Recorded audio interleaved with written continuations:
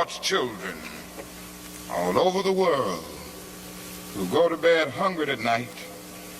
And maybe we've spent far too much of our national budget establishing military bases around the world rather than bases of genuine concern and understanding.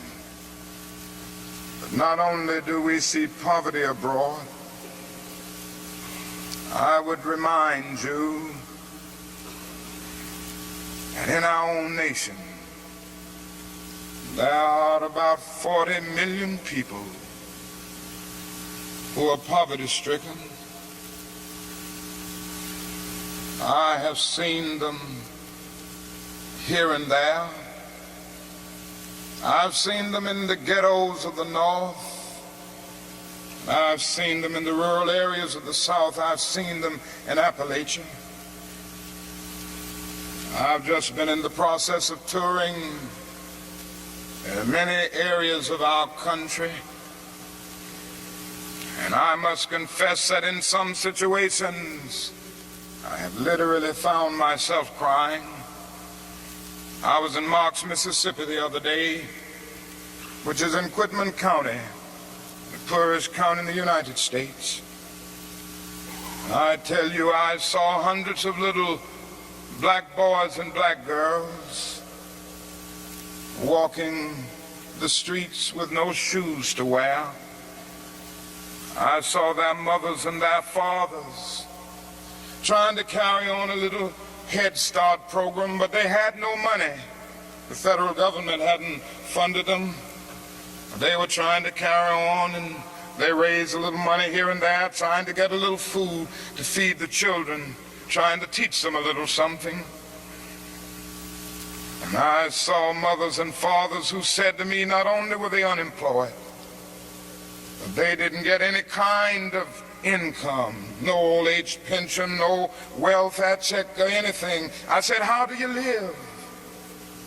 And they say, well, we go around to the neighbors and ask them for a little something. When the berry season comes, we pick berries. When the rabbit season comes, we hunt and catch a few rabbits. And that's about it. And I was in Newark and Harlem just this week, and I walked in to the homes of welfare mothers. I saw them in conditions, no, not with wall-to-wall carpet, but wall-to-wall rats and roaches. I stood in an apartment, and this welfare mother said to me, the landlord will not repair this place. I've been here 2 years. He hadn't made a single repair. She pointed out her little boy who was a victim of lead poisoning. She pointed out the walls with all of the ceiling falling through. She showed me the holes where the rats came in. And she said, night after night, we have to stay awake, keep the rats and the roaches from getting to the children. I said, how much do you pay for this apartment? She said, $125. And I looked and I thought and said to myself, it isn't worth $60. Poor people are forced to pay more for less, living in conditions day in and day out where their whole area is constantly drained without being replenished. It becomes a kind of domestic colony.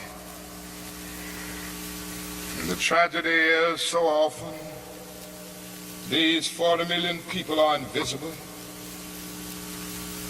because America is so affluent, so rich, because our expressways carry us away from the ghetto. We don't see the poor.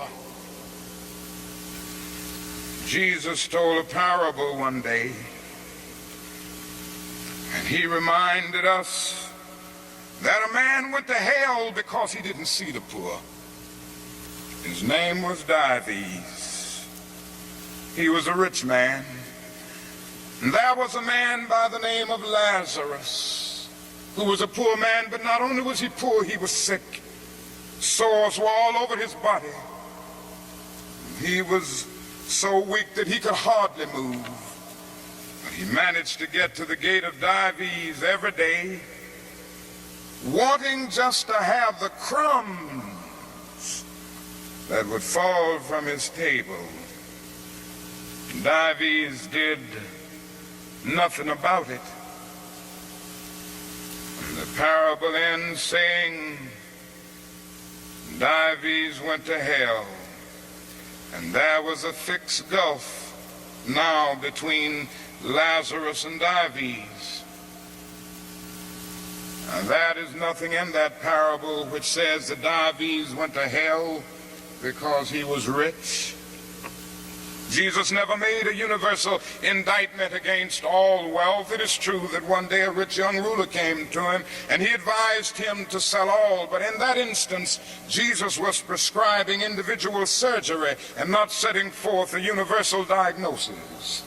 And if you will look at that parable with all of its symbolism, you will remember that a conversation took place between heaven and hell, and on the other end of that long distance call between heaven and hell was Abraham in heaven, talking to Dives in hell. Now, Abraham was a very rich man. If you go back to the Old Testament, you see that he was the richest man of his days. So it was not a rich man in hell talking with a poor man in heaven.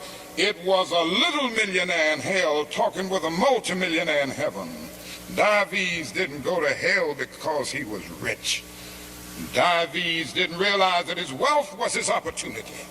It was his opportunity to bridge the gulf that separated him from his brother Lazarus. Dives went to hell because he passed by Lazarus every day and he never really saw him. He went to hell because he allowed his brother to become invisible. Dives went to hell because he maximized the minimum and minimized the maximum. Indeed, Dives went to hell because he sought to be a conscientious objector in the war against poverty. And this can happen to America, the richest nation in the world. There's nothing wrong with that. This is America's opportunity to help bridge the gulf between the haves and the have-nots. And the question is whether America will do it. There's nothing new about poverty. What is new is that we now have the techniques and the resources to get rid of poverty. But the real question is whether we have the will. In a few weeks, some of us are coming to Washington to see if the will is still alive, or if it is alive in this nation. We're coming to Washington in a poor people's campaign. Yes, we're going to bring the tired, the poor, the huddled masses.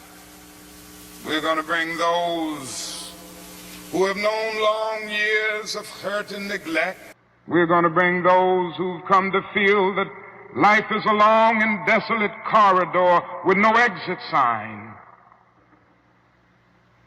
We're going to bring children and adults and old people, people who've never seen a doctor or a dentist in their lives. We're not coming to engage in any histrionic gesture. We're not coming to tear up Washington. We're coming to demand that the government will address itself to the problem of poverty. We read one day, we hold these truths to be self-evident, that all men are created equal, that they are endowed by their